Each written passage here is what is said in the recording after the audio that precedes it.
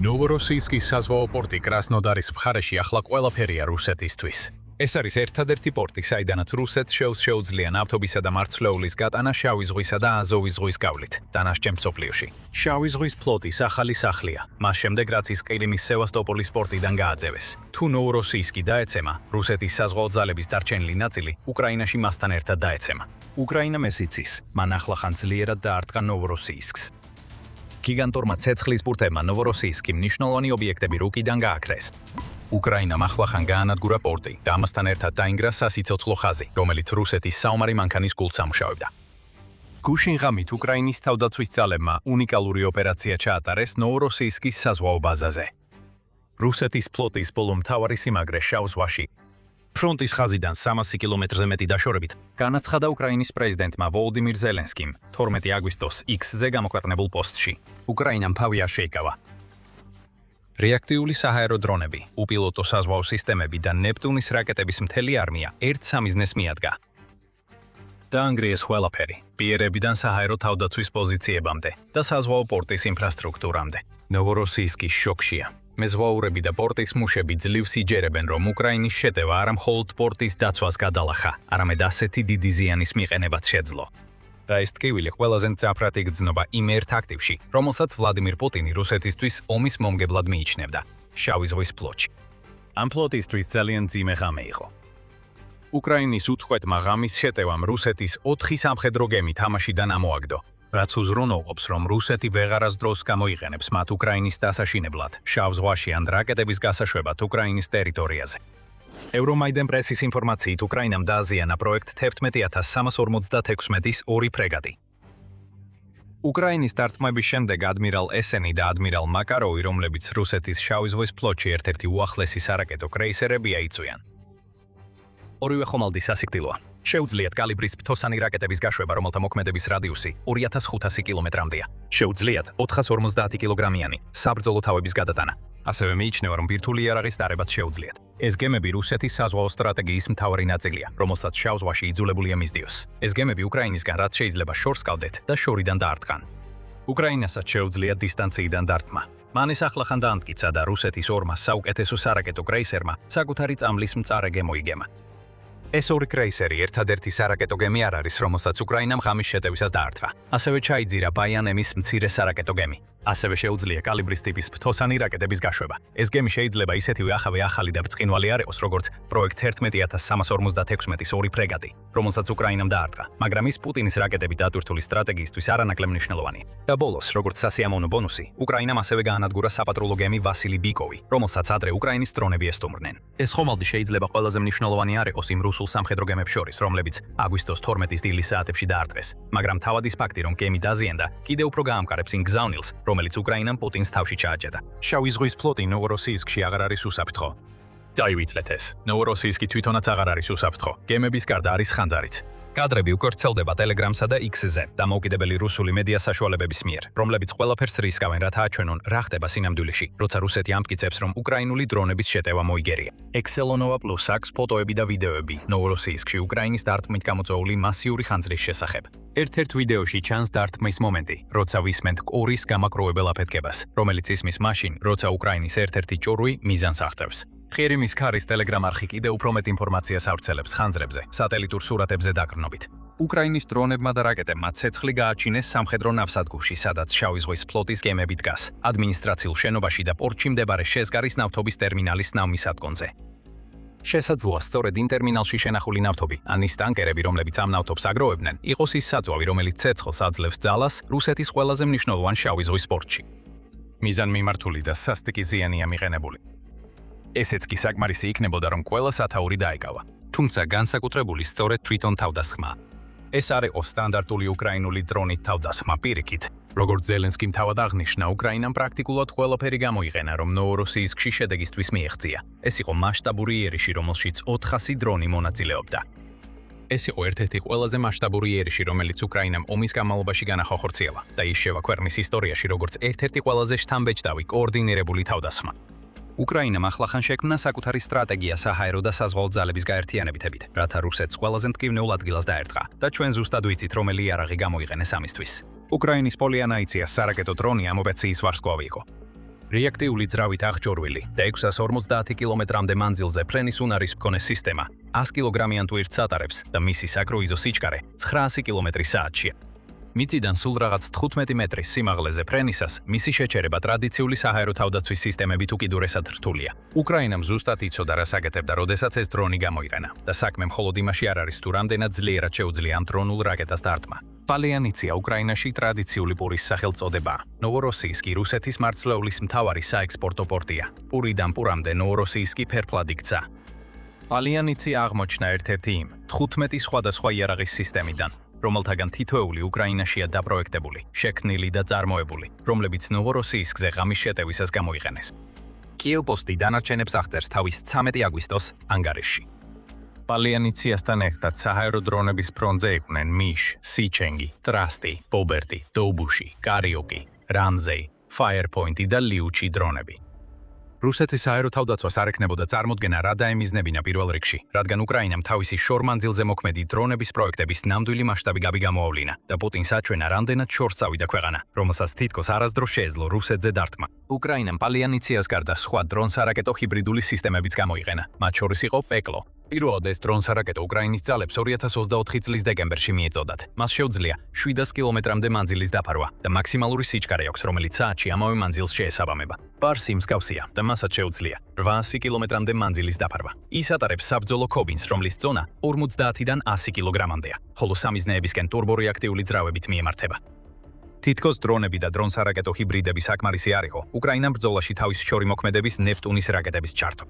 United 24 Medium მას აღწერა როგორც შორმანძილზე მოქმედი ფრთოსანი რაკეტა, რომლის წარმოებაც ევროპას ჯერ კიდევ არ შეუძლია 2025 წლის ოქტომბერში. შორი მოქმედების ნეპტუნი ან RK-360L, თუ ტექნიკურად გსურთ საუბარი, არის უკრაინის ნეპტუნ D რაკეტების გაზრდილი მანძილის ვერსია. იგი ასევე იყო ყველაზე მძლავრი საჰაერო ჭურვებს შორის, რომლებიც უკრაინამ რუსეთს გაუშვა 12 აგვისტოს. დაახლოებით 1000 კილომეტრის დაფარვის უნარის მქონე რაკეტას მარტივად შეეძლო ნოვოროსიისკამდე მიღწევა. გრძელი ნეპტუნი 260 კილოგრამიან საბრძოლო ქობინს ატარებს და მიიჩნევა, რომ იყენებს მართვის სისტემას, რომელიც მსგავსია იმ სისტემისა, რასაც სკალპისა და Storm Shadows რაკეტები იყენებენ, რომლებიც დიდმა ბრიტანეთმა და საფრანგეთმა უკრაინას გაუგზავნეს. უკრაინაში ბრწყინვალე ტექნიკურმა გონებებმა ალბათ რევერსული ინჟინერიით შეისწავლეს ეს რაკეტები და შეძლეს მსგავსი, მაგრამ უფრო დიდი მანძილის მქონე იარაღის შექმნა. და ბოლოს იყვნენ საზღვაო დრონები. რუსეთს შესაძლოა ცნობილი Sea-Baby-ს გამოჩენას ელოდა, თუმცა მიიღო უკრაინის უპილოტო ზედაპირული ხომალდების სარგანი და მამაი. პირველის მახასიათებლები ჯერ კიდევ გასაიდუმლოებულია, თუმცა აპრილში იყო ვარაუდი, რომ უკრაინამ შავი ზღვისკენ გაუშვა ტყვიან ფრქვევით აღჭურვილი სარგანი 3000. ჩვენ ვიცით, რომ ამ დრონებს რაკეტების დატვირთვაც შეუძლიათ, ასე რომ შესაძლოა სწორედ ის იყო პასუხისმგებელი უკრაინის რამდენიმე დრონ-რაკეტის ჰიბრიდის ნოვოროსიისკისკენ გაშვებაზე. რატო უნდა გაგზავნოს სარაკეტო კრეისერი დრონის სამუშაოს შესასრულებლად? ჩვენ ცოტა მეტი ვიცით მამაის შესახებ. 2023 წლის დეკემბერში მილიტარნიმ ამ საზღვაო დრონს შავი ზღვის ყველაზე სწრაფი ობიექტი უწოდა, რადგან მას შეუძლია მაქსიმალური სიჩქარე დაახლოებით 59 კვანძამდე მიაღწიოს. დაამატეთ 450 კილოგრამიანი საბრძოლო თავი და მიიღებთ დრონს, რომელსაც შეუძლია ნებისმიერი დაიჭიროს და ძლიერი დარტყმა მიაყენოს. არა რომ რუსეთის დაზიანებული გემები გაქცევას ცდილობდნენ. მათ დაარტყეს მაშინ, როცა იმ შავი ზღვის პორტში იმალებოდნენ, რომელსაც რუსეთი უსაფრთხოდ თვლიდა. ნოვოროსიისკზე დარტყმა იმდენად ძლიერი იყო, რომ რუსეთი შეიძლება ფიქრობდეს შავი ზღვის ფლოტის სევასტოპოლში დაბრუნებაზე. ეს კარგი იდეა არ იქნება. როცა ნოვოროსიისკი ჯოჯოხეთის ცეცხლში იძირებოდა, უკრაინული დრონებით სევასტოპოლისკენ მიემართებოდნენ. მეტი ვიდრე 30 დრონი ჩამოაგდეს განაცხადა ქალაქის კრემლის მიერ დანიშნულმა გუბერნატორმა მიხაილ რაზვოზაევმა, თუმცა მან ასევე აღნიშნა, რომ პორტის ქალაქში ყველგან ხანძრები გაჩნდა. მოგვიანებით პრავდას ცნობით, სევასტოპოლში ელექტროენერგიის გათიშვა მოხდა, რაც მიუთითებს, რომ უკრაინის ყველა დრონი არ ჩამოუგდიათ. ზოგმა მათგანმა ენერგოინფრასტრუქტურას დაარტყა, როგორც კარგი შეხსენება შავი ზღვის ფლოტში დარჩენილი გემებისთვის, რომ მათ გაქცევის ადგილი აღარ აქვთ, ახლა როცა ნოვოროსიისკი სამიზნეა. რა თქმა უნდა, ისინი სევასტოპოლში დაბრუნებასაც შეძლებენ, მაგრამ უკრაინის საჰაერო და საზღვაო ძალებს მათი პოვნა იქაც ისეთივე მარტივად შეუძლიათ, თუ არა უფრო მარტივად, ამპლუად, ამ პირიმის პორტში. რაზვოზაევის განცხადება ერთადერთი რუსული პასუხი არ ყოფილა იმ ღამის შემდეგ, რომელმაც გაანადგურა პუტინის ის საზღვაო ძალა, რომელიც მას შავ ზღვაში ჯერ კიდევ კონა რომ ჰქონდა. კრასნოდარის რეგიონის გუბერნატორმა ვენიამინ კონდრატიოვმა განაცხადა, რომ რუსეთის საჰაერო თავდაცვამ ასობით უკრაინული შეიარაღებული ძალების დრონით განხორციელებული მასიური თავდასხმა მოიგერია.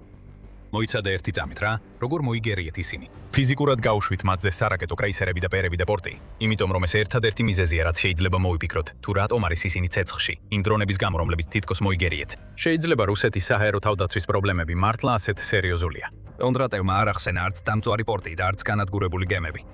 ამის ნაცვლად მან აღნიშნა, რომ იმ რაკეტების ნამსხვრევები, რომლებიც რუსეთმა ჩამოაგდო, 21 საცხოვრებელ შენობაზე ჩამოარდა და მსხვერპლი გამოიწვია. უკრაინას განზრახ არ დაუტყამს არც ერთი ამ ობიექტისთვის. რუსეთმა შეგნებულად მიიღო გადაწყვეტილება, რომ საკუთარი მოსახლეობის თავზე ჩამოიგდო დრონები და რაკეტები. რუსეთი აცხადებს, რომ უკრაინის იერიში მოიგერია. ეს ასე არ არის და ამ მარცხის ფასი ბევრად უფრო მაღალია, ვიდრე შეიძლება თავიდან წარმოიდგინოთ.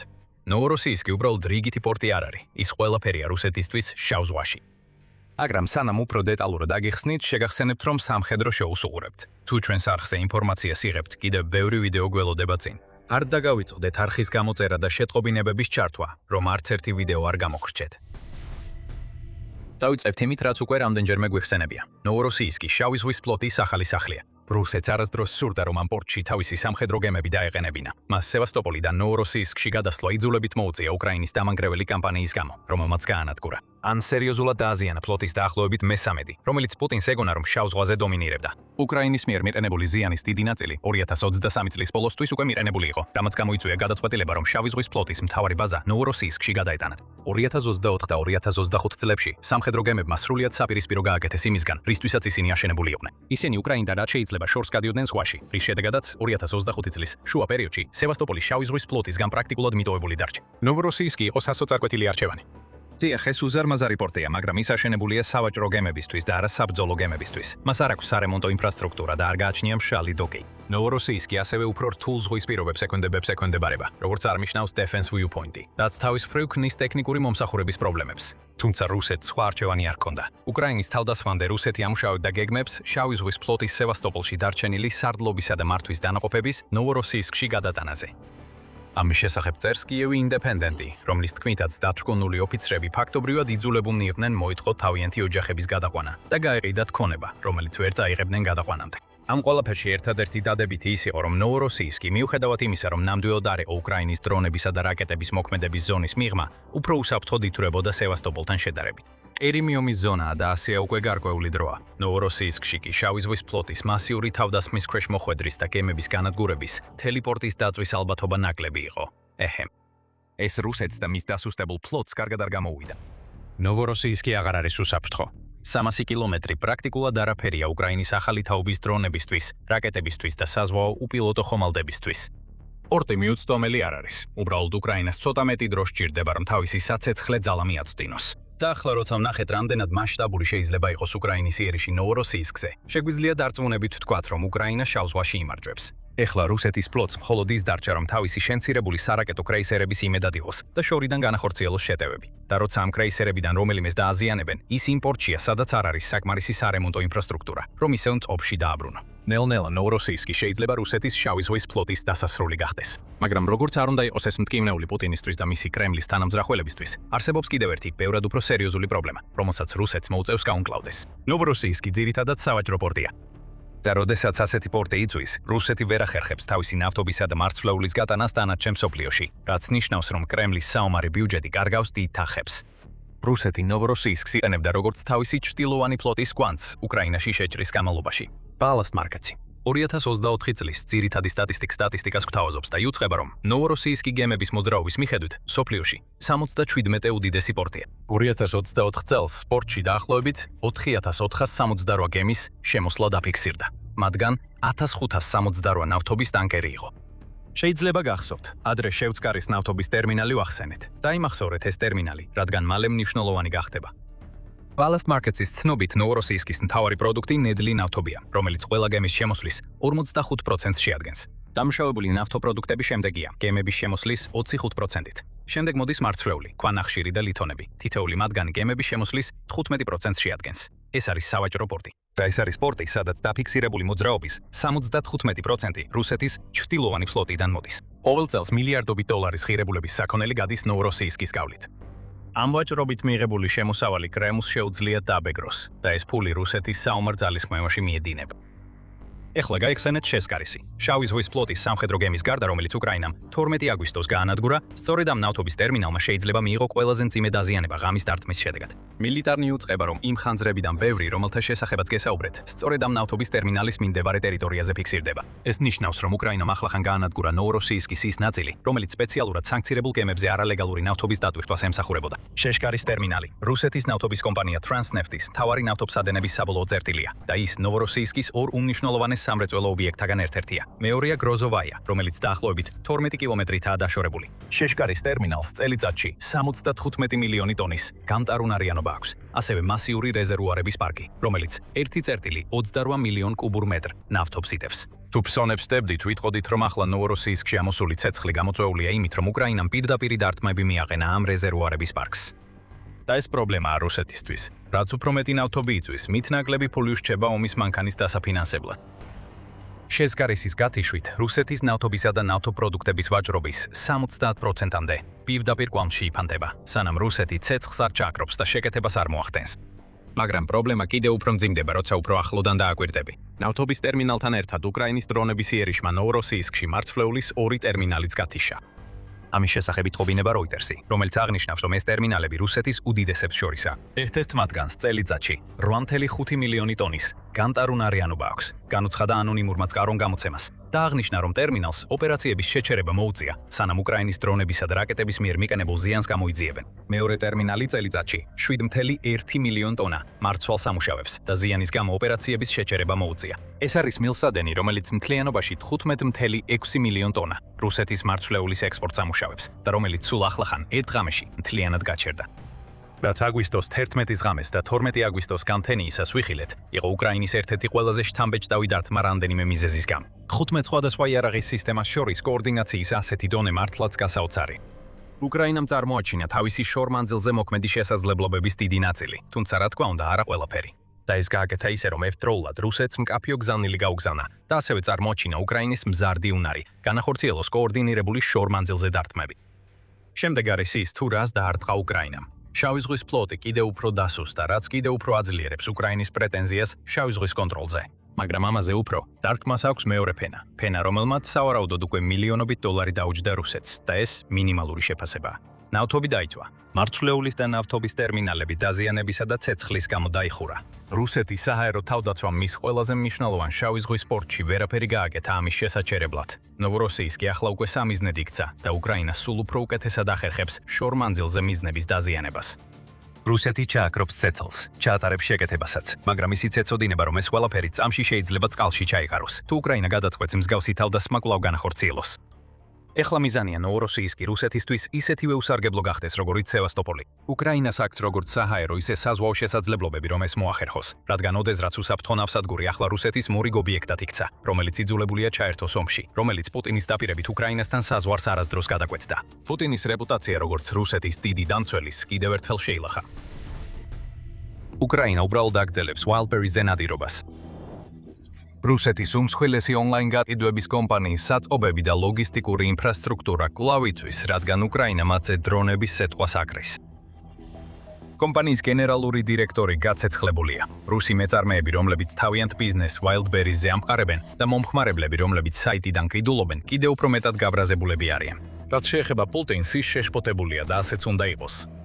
ეს იმიტომ, რომ უკრაინის დარტყმები Wildberries-ზე მხოლოდ რუსეთის ერთ-ერთი უმსხვილესი შიდა ელექტრონული კომერციის კომპანიის განადგურებას არ ეხება. საქმე უფრო ღრმაა. ეს დარტყმები კატალიზატორია რაღაცისთვის, რასაც არავინ ელოდა. რუსეთის ეკონომიკის სრული კოლაფსი.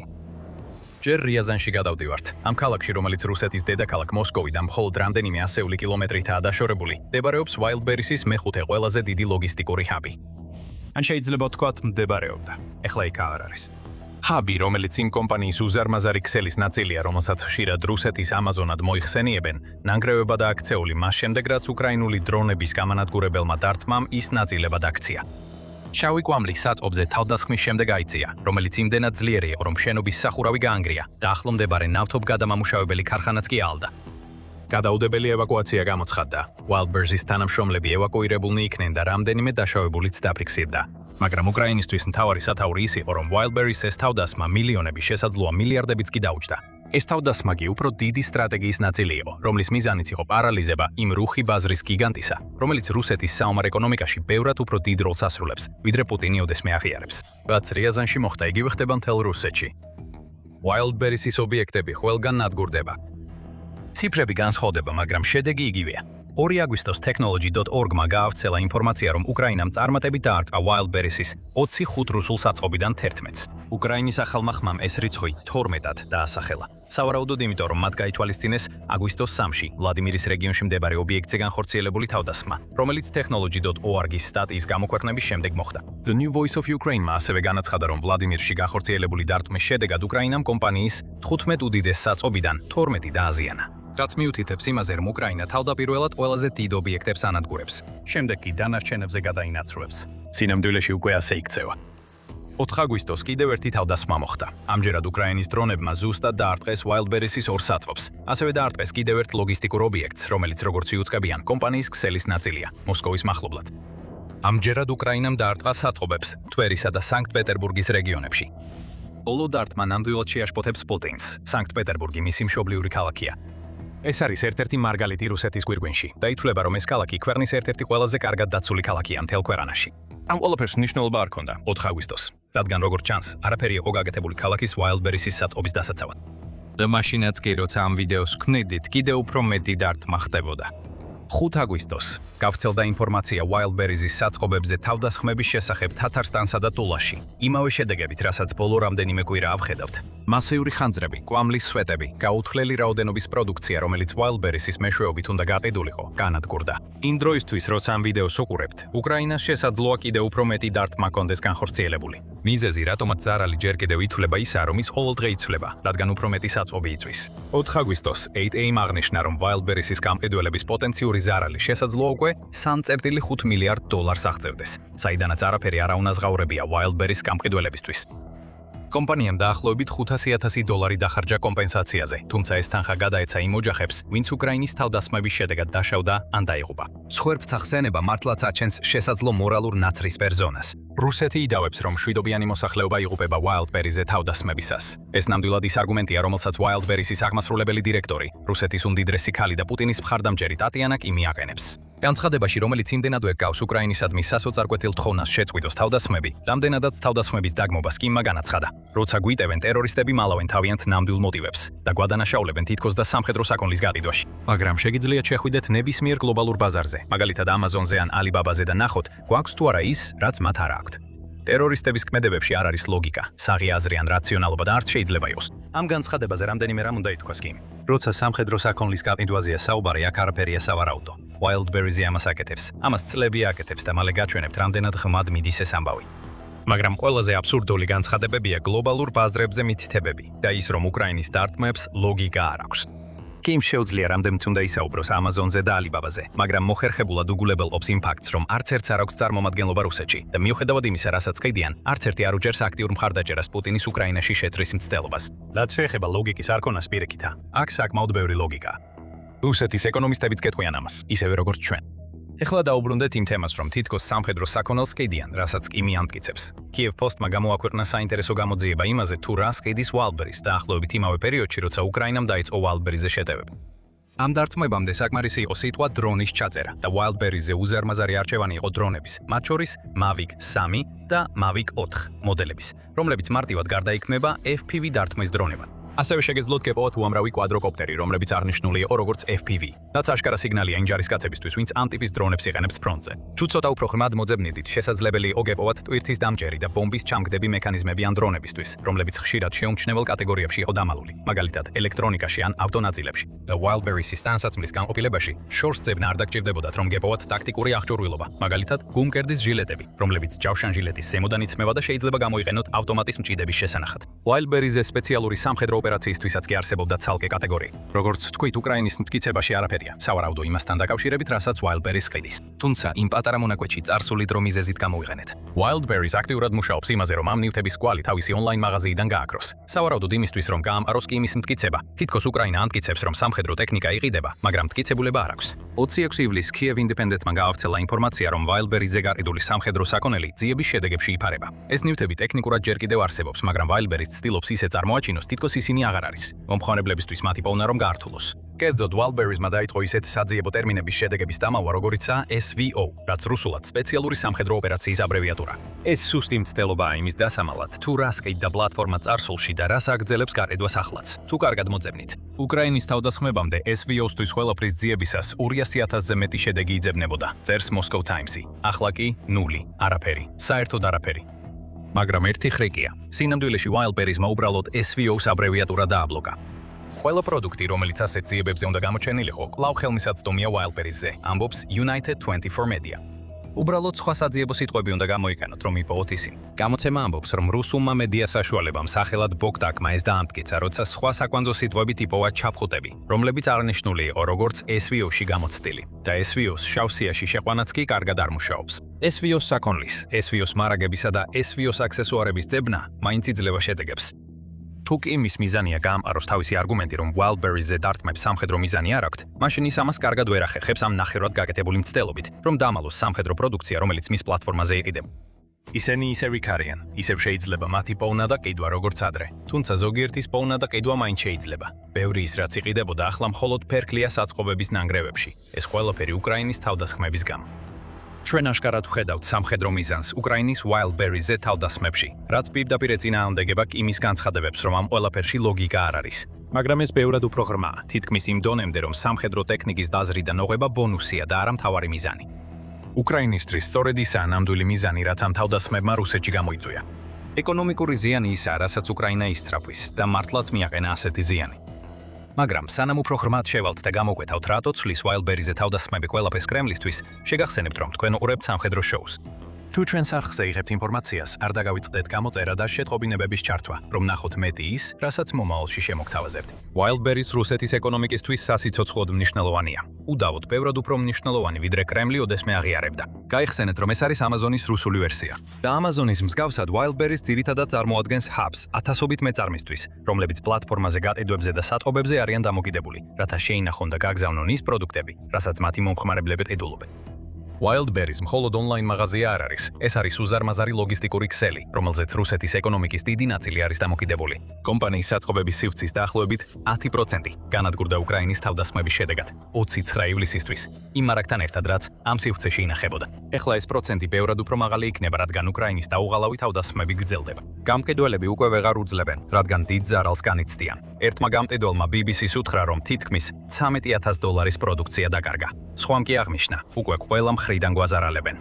Wildberries-ი თავის მთავარ კონკურენტ Ozon-თან ერთად რუსეთის ეკონომიკურად აქტიური მოსახლეობის 90%-მდე იყენებს. ეს მცირე ბიზნესი არ არის, რომელსაც უკრაინა მიზანში იღებს. ბევრისთვის რუსეთში Wildberries-ი ყველაფერია. ეს არის მათი შემოსავლის თხარო, ადგილი, სადაც ისინი იღებენ ტანსაცმელსა და აქსესუარებს, რასაც სახლში იყენებენ. და ერთ-ერთი მთავარი გადარჩენის საშუალებაა ომში, რომელიც მოულოდნელად მივიდა მათ კართან. და სწორედ ეს არის მთავარი. ამ ეკონომიკურ ტკივილს პირად დონეზე შემთხვევითი არაფერი აქვს. უკრაინას სურს, რომ ეს ტკივილი მიაკენოს. რუსეთისგან განსხვავებით, უკრაინა დრონებით პირდაპირ სამოქალაქო პირებს არ ესხმის თავს. ის შეიძლება დაესხას სამხედრო თვალსაზრისით მნიშვნელოვან ობიექტებს, რომლებიც ასევე სამოქალაქო პირებმაც შეიძლება გამოიყენონ და Wildberries-იც ამ კატეგორიაში ხვდება. ეს არის უკრაინა ონს რუსეთში აბრუნებს და ეს წარმოუდგენლად ეფექტური მეთოდია. თუ დააზიანებ რუსეთის ეკონომიკის საკრდენს, ის ადამიანები, რომლებიც ამ საკრდენზე არიან დამოკიდებული, გაბრაზდებიან. შესაძლოა იმდენად გაბრაზდნენ, რომ პუტინს მოუწოდონ თავისი შეშლილი ომი დაასრულოს.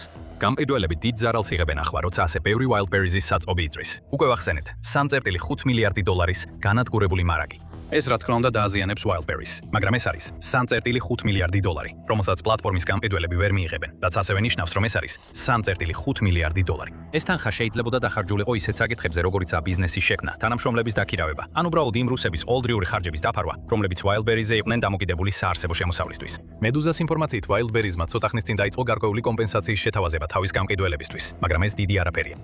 მხოლოდ მცირე კომპანიებმა და ინდივიდუალურმა მეწარმეებმა მიიღეს რაიმე კომპანიისგან და ისიც მხოლოდ იმ პროდუქციის ღირებულების მცირე ნაწილია, რაც მათ დაკარგეს. ხარდაჭერას მუდმივად პირდებიან, მაგრამ რეალურად ჯერ არაფერი გაკეთებულა. და რაც უფრო მეტი დრო გადის, რუსეთის ბევრი მცირე ბიზნესი ფულადი ნაკადის პრობლემების გამო დაიშლება. რაც შეეხება მყიდველებს, კიდევ რა ვთქვათ, გარდა იმისა, რომ მიწოდებისა და მოთხოვნის წესები საშინლად დაუნდობელია, წარმოიდგინეთ რა მოხდებოდა თუ Amazon-ს რამდენიმე საათობით ცეცხლში დაეწვებოდა და საქონელის დაიკარგებოდა. მიწოდება მკვეთრად შენცირდებოდა და ის $10 მაისური, რომლის ყიდვასაც აპირებდით, უცებ $20 დაგიჯდებოდათ. ეს მიწოდებისა და მოთხოვნის ეკონომიკის საბაზისო წესია და რუსები, რომლებიც Wildberries-ს იყენებენ, უკვე გრძნობენ უკრაინის იერიშების გავლენას საკუთარ ბალანსებზე. 1 აგვისტოს ანგარიშში Keypost-მა გამოავლინა, რომ Wildberries-ზე ფასები 10-დან 30%-მდე გაიზარდა. ინფლაცია ელვის სისწრაფით იზრდება და მდგომარეობა კიდევ უფრო გაუარესდება, რადგან Wildberries-ის კიდევ მეტი ობიექტი უკრაინული დრონების ცეცხლის ქვეშ მწყობრიდან გამოვა. კომპანიები, რომლებიც Wildberries-ის მეშვეობით ყიდიან, ყველაფერს აკეთებენ, რომ გაზრდილი ხარჯები დაფარონ, მათ შორის ფასდაკლებების გაუქმებასა და უფრო იაფი მიწოდების ვარიანტების არჩევასაც. რაც უკრაინამ აქ აღმოაჩინა, შეიძლება ითქვას, რომ მთელი ომის განმავლობაში ერთ-ერთი ყველაზე მოულოდნელი ზეწოლის წერტილია. უკრაინის მიზანია რუსეთის ეკონომიკური დასუსტება, რათა პუტინმა ვერ შეძლოს თავისი შეჭრის დაფიძვის დაფინანსება. Wildberries დიდი ხნის განმავლობაში ხელშეუხებელი იყო, მაგრამ რასაც სწრაფად ვიგებთ ისაა, რომ ეს თავდასხმები შეიძლება იყოს გასაღები, რომელიც რუსეთის ეკონომიკური განადგურების კარს გააღებს. Wildberries რუსეთის ეკონომიკის დიდი ნაწილის ვიწრო ყელია, როგორც DW News აღნიშნავს. ეს ასევე კომპანია, რომელსაც $10 მილიარდი ვალი აქვს, რაც მხოლოდ იმიტომ შეუძლია, რომ მას რუსეთის სახელმწიფო ბანკები უჭერენ მხარს. აქ ვხედავთ კავშირს პუტინის საომარ ბიუჯეტთან. თუ პუტინს უნდა რომ Wildberries მუშაობდეს და ეს მართებულიცაა, რადგან ამ პლატფორმას დიდი გავლენა აქვს მისი ხალხის ცხოვრებაზე, მაშინ მას მოუწევს ბანკებს უბრძანოს, რომ კომპანია გადაარჩინონ. ეს ფული სადღაციდან უნდა მოვიდეს და ეს იქნება იგივე წყაროები, რომლებზეც რუსეთი ომის დასაფინანსებლად არის დამოკიდებული. და თუ პუტინი გადაწყვეტს, რომ Wildberries სახელმწიფო ფულით არ დაეხმაროს, ის ეკონომიკური კატასტროფის დომინოს ეფექტის გამოწვევის რისკის წინაშე დადგება. Wildberries ჩამოიშლება. მისი მრავალი გამყიდველის საკუთრებაში არსებული ბიზნესებიც იგივე გზას დაადგებიან. და მომხმარებლები, რომლებიც უკვე აწყდებიან მიწოდებისა და მოთხოვნის პრობლემებს, ვერაფერს გააკეთებენ, რადგან მათი ალტერნატივებიც ფასებრივებიც ფასებს ზრდიან, რადგან მათი ერთ-ერთი ყველაზე დიდი კონკურენტი მტრად იქცა. ეს ორივე გვარად წამგებიანი სიტუაცია პუტინისთვის, ზუსტად ისე როგორც უკრაინამ დაგეგმა. როგორც ჩანს, პუტინმა და მისმა სახელმწიფო ბანკების სისტემამ უკვე მიიღეს კოლექტიური გადაწყვეტილება. 29 ივლისის ანგარიშში CNBC-მ გამოავლინა, რომ კრემლმა უკვე აღიარა, რომ დიდი ალბათობით მოუწევს ჩაერიოს და მხარი დაუჭიროს Wildberries. სანამ ეს თავდასხმები გრძელდება, სახელმწიფო კონტროლირებადი ბანკი VTB დიდი ალბათობით მნიშვნელოვან როლს ითამაშებს იმაში, რაც გარდაულად გადაიქცევა გადარჩენის პროგრამად, რომელიც რუსი გადასახადის გადამხდელის ხარჯზე განხორციელდება. სხვა ბანკებმა, მაგალითად Sberbank-მა გამოაცხადეს სესხების რესტრუქტურიზაციის პროგრამები, რომლებიც Wildberries-ის ინვესტორებს ეხება, რადგან ეშინიათ, რომ კიდევ უფრო მეტი სათხოვის დაკარგვა შეიძლება გამოიწვიოს გაკოტრებების ტალღა. ეს ბანკს ძალიან ცუდ მდგომარეობაში ჩააგანებს, რადგან ათასობით სესხზე იზარალებს, რომელიც Wildberries-ის გამყიდველებისთვის აქვს დამტკიცებული.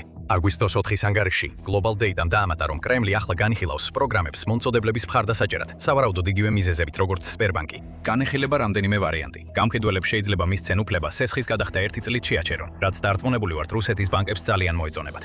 არის რესტრუქტურიზაციაც, რომელიც ადრე ვახსენეთ. ასევე სუბსიდირებული სამუშაო კაპიტალის სესხები, რომლებიც გაიცემა მიკროსაფინანსო ორგანიზაციების მეშვეობით სახელმწიფო მხარდაჭერით. ანუ კიდევ მეტი სესხი იმ სესხებზე, რომელთა გადახდაც მომწოდებლებს არ შეუძლიათ. კრემლი გამოსავალს ეძებს და ყოველი გასული დღე სიტუაციას კიდევ უფრო ანძიმებს, რადგან უკრაინის დრონები უბრალოდ არ ჩერდებიან. უკრაინამ რუსეთთან ომში სრულიად ახალი ფრონტი გახსნა და ეს ფრონტი თავად რუსეთის შიგნითაა.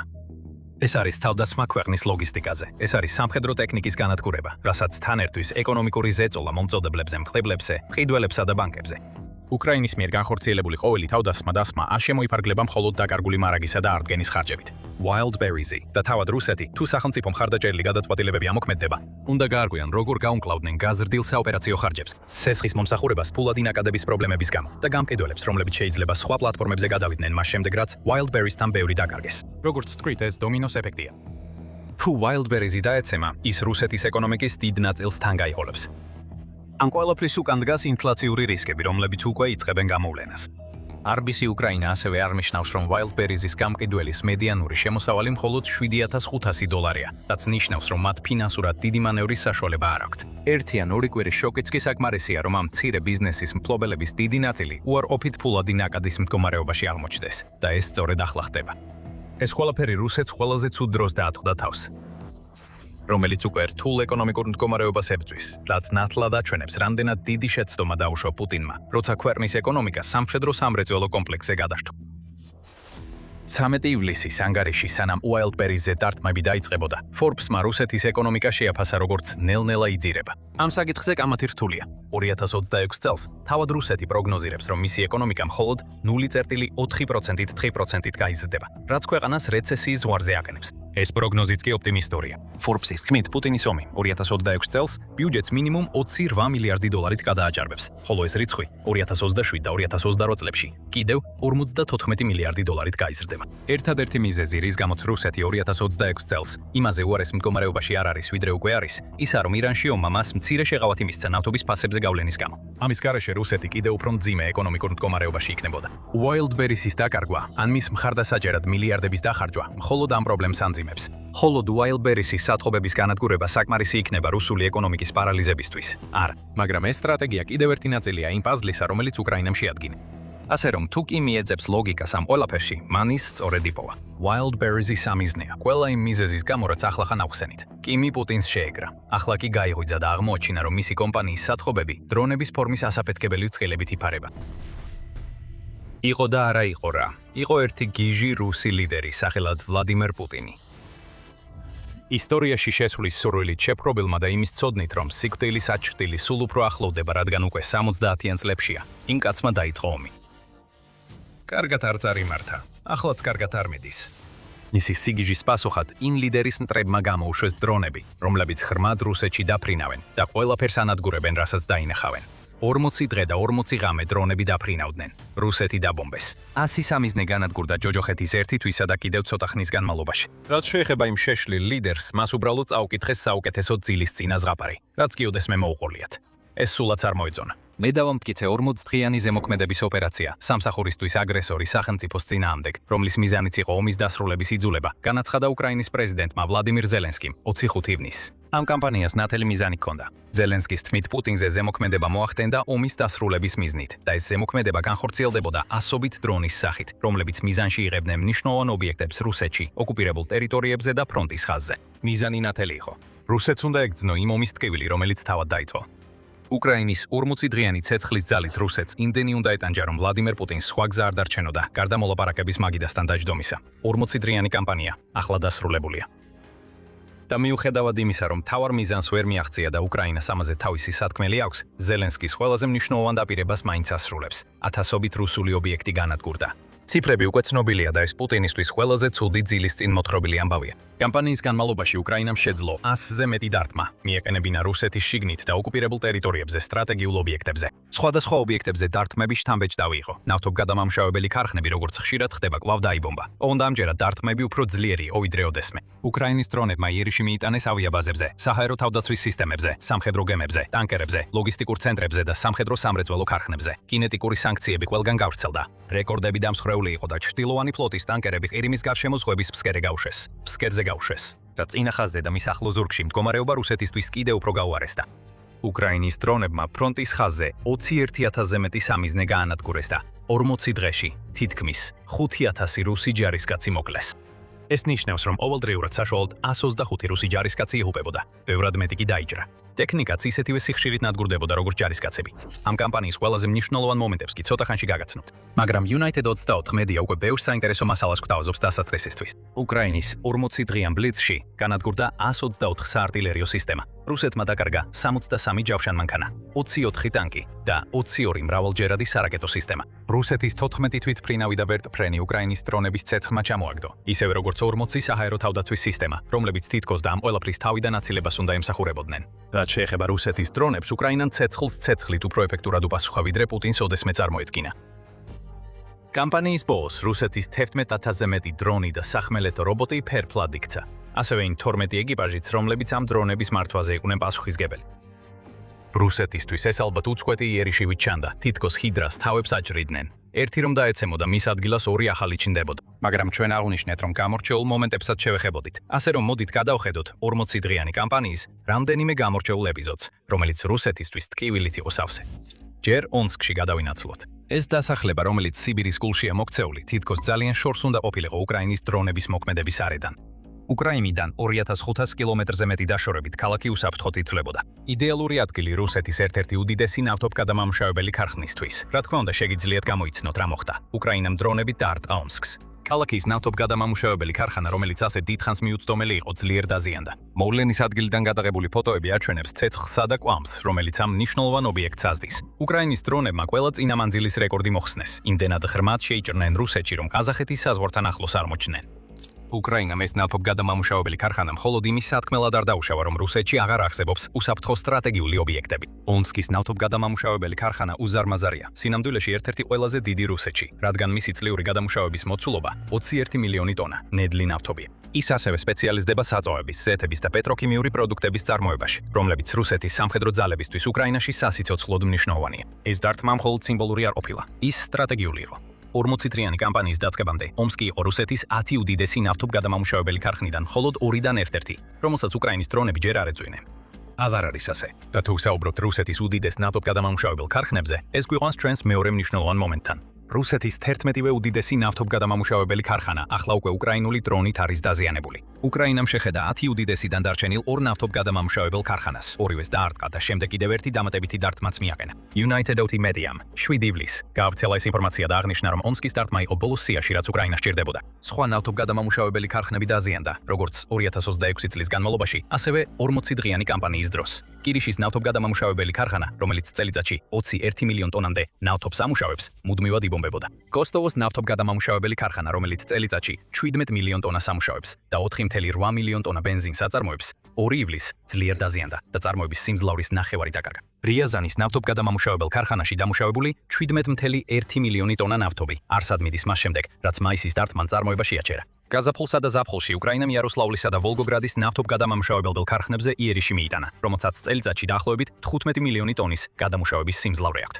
მოსკოვის ნავთობგადამამუშავებელი ქარხანა, რომელიც ითვლება უფრო უსაფრთხოდ ვიდრე სხვა ქარხნები, მისი მდებარეობის გამო რუსეთის დედაქალაქთან ახლოს და მას გარშემორტყმული საჰაერო თავდაცვის სისტემების გამო, ივნისში ორჯერ დაიბომბა. რის შედეგადაც 12 მილიონი ტონა ნავთობის გადამუშავება შეჩერდა და სიას ასრულებენ ბაშნეპტის, ნოვოილის, სიზრანის, პერმის და ნოვოკუიბიშევსკის ნავთობგადამელი გადამამუშავებელი ქარხნები, რომლებიც ერთად წელიწადში 27,8 მილიონ ტონა ნავთობს ამუშავებენ. რუსული ნავთობი იწვის ისეთი ტემპით, როგორიც აქამდე არასდროს გრით აქამდე არასდროს გვინახავს. და მიუხედავად იმისა, რომ უკრაინის თავდასხმები ნავთობგადამამუშავებელ ქარხნებზე ამ ეტაპზე ახალი აღარ არის, 40 დღიანმა კამპანიამ ხაზგასმით აჩვენა უკვე დადასტურებული ფაქტი, რომ რუსეთში ვერც ერთი ყველაზე მნიშვნელოვანი ობიექტი აღარ არის უსაფრთხო.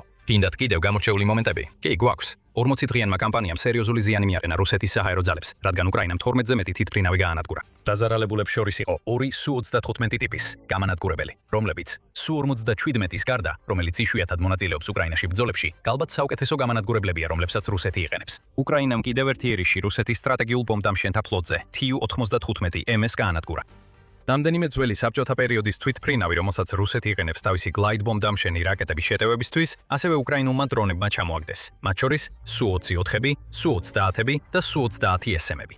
უკრაინამ ასევე მოახერხა 2 L-29 ტიპის სასწავლო თვითმფრინავის განადგურება, რაც რუსეთს გაურთულებს პილოტების მომზადებას იმისთვის, რაც პუტინს სჭირდება. თვითმფრინავების დარტყმებთან ერთად მოჰყვა შეტევები აეროდრომებზეც. ბელბექს, კამსკაიას, საკის, ვარდისკას, ენგელსა და ბაგოროვოს უკრაინული დრონები ეწვევნენ. ევრისთვის ეს პირველი ვიზიტი არ ყოფილა, რაც აჩვენებს, რამდენად გადატვირთულია რუსეთის საჰაერო თავდაცვა. ეს კარგი გადასვლაა ჩვენ შემდეგ მნიშვნელოვან თემაზე. რუსეთის საჰაერო თავდაცვის სისტემებს ძალიან ცუდი პერიოდი ჰქონდათ. 40 დღიანი კამპანიის განმავლობაში. უკრაინამ ყოველდღიურად ერთი საჰაერო თავდაცვის სისტემა ან რადარი გაანადგურა, რაც სწრაფი შეტევის შედეგად კიდევ უფრო მეტ საჰაერო იერიშებს უხსნის გზას. მათ შორის იყო 92 NX-E მრავალფუნქციური რადარი, რომელიც ხშირად გამოიყენება რუსეთის S-400 სისტემებში. ასევე Nebo-U რადარი. რუსეთმა უკრაინის დრონებისგან რამდენიმე პანცირ S-2 და Tor-M2 საჰაერო თავდაცვის სისტემა დაკარგა, ასევე Pol-21-ის S ელექტრონული ბრძოლის სადგური, რომელიც თითქოს უნდა შეძლებდეს უკრაინის დრონების გზიდან გადახვევას. ამ ყველაფერში სასიამოვნო ირონია. ის იარაღები, რომლებზეც რუსეთი უკრაინის დრონებთან გასამკლავებლად ეკრტნობა, სწორედ ამ დრონების მსხვერპლი ხდება, რაც აჩვენებს, რომ ამ სისტემებიდან ბევრი უბრალოდ არ არის თავის დანიშნულებისთვის გამოსადეგი, რადგან უჭირთ დაბალ სიმაღლეზე მფრენი დრონების დაფიქსირება. 40 დღიანმა კამპანიამ კიდევ უფრო გაამწვავა ის საჰაერო თავდაცვის პრობლემები, რომლებთანაც რუსეთი უკვე დიდი ხანია ებჭვის. როდესაც უკრაინის დრონების მოქმედების რადიუსი გაიზარდა, რუსეთი იძულებული გახდა თავისი საჰაერო თავდაცვა უფრო ფართო ტერიტორიებზე გაევრცელებინა. რუსეთის საჰაერო თავდაცვა გავს ელასტიკურ ზონარს, რომელიც რუსი გენერლის გაბერილ წელზეა შემოხვეული. ბოლოს ეს ზონარის სკდება და ახლა უკვე ვხედავთ, როგორც სკდება სხვადასხვა ადგილას. ეხლა რუსეთის საჰაერო თავდაცვაში უზარმაზარი ხრელებია. რუსეთს უბრალოდ არ ყოფნის სისტემები, რომ დაიცვას ყველა ის ობიექტი, რომლის განადგურებაც უკრაინას შეიძლება მოუნდეს. რუსეთი პანიკაშია. მაშინაც კი, როცა მოსკოვის გარშემო ძლიერად გამაგრებული საჰაერო თავდაცვის რკოლი ირღვევა, კრემლი ცდილობს გადაანაწილოს საჰაერო თავდაცვა, რათა პრიორიტეტული ობიექტები დაიცვას. მაგრამ ეს მხოლოდ მეტ სისუსტეს ქმნის, როგორც ფრონტზე, ისე ზურგში, რომ უკრაინამ გამოიყენოს. და ეხლა კიდე 40 სისტემა და რადარი. დადარები აღარ არის. პუტინმა იცის, რას ნიშნავს ეს. უკრაინის კიდევ უფრო მეტ დრონს ექნება წარმატება. კიდევ ერთი მთავარი ამბავი გვაქვს თქვენთვის, სანამ გავაგრძელებთ. რუსეთის ჩრდილოვანი ფლოტი ყირიმის წყლებში. ის კარგად ვერ მუშაობს. ივლისის განმავლობაში უკრაინამ დარტმა და ათმის შემდეგ მიატენა ჩრდილოვანი ფლოტის გემებს შავ ზღვასა და აზოვის ზღვაში. ძირითადად უკრაინა მიზანში იღებდა იმ ხომალდებს, რომლებიც ყირიმს საწვავითა და მარაგებით ამარაგებდნენ, როგორც მისი ფართო სტრატეგიის ნაწილი, რათა ნახევარკუნძული იზოლაციაში მოექცია და პუტინი დაეძალებინა. ხელი აეღო იმ ტერიტორიაზე, რომელიც რუსეთმა 2014 წელს მიითვისა. ეს კამპანია არ შეჩერებულა. 29 ივლისისთვის Euromaidan Press იუწყებოდა, რომ უკრაინამ სულ არად 3 კვირაში რუსეთის 201 გემი დააზიანა. განახლებული ინფორმაცია უკრაინის თავდაცვის X ანგარიზე 6 აგვისტოს გამოქვეყნდა. ხოლო ივლისში ეს რიცხვი 226 განადგურებულ ნავსა და გემამდე გაიზარდა, რომელთა უმეტესობა 50 კილომეტრზე მეტი მანძილიდან განხორციელებული თავდასხმების შედეგად იყო. უკრაინა ახლა აცხადებს, რომ მას აქვს საცეცხლე კონტროლი ყირიმის გარშემო არსებულ წყლებზე. ამის წინააღმდეგ კამათი რთულია. რუსეთი როგორც ჩანს ვერაფერს ახერხებს, რომ შეაჩეროს ეს დარტმები ყირიმთან დაკავშირებულ მის საზღვაო მიმოსვლაზე. აქ ჩვენ გვაქვს უზარმაზარი რაოდენობის რუსული ტექნიკა, რომელიც ჯართად იქცა და ჯარისკაცები, რომლებიც საფლავებში წავიდნენ. მაგრამ რას მიაღწია უკრაინამ სინამდვილეში თავისი 40 დღიანი კამპანიით? ამ კითხვაზე პასუხს გავიგებთ მას შემდეგ, რაც შეგახსენებთ, რომ თქვენ უყურებთ სამხედრო შოუს.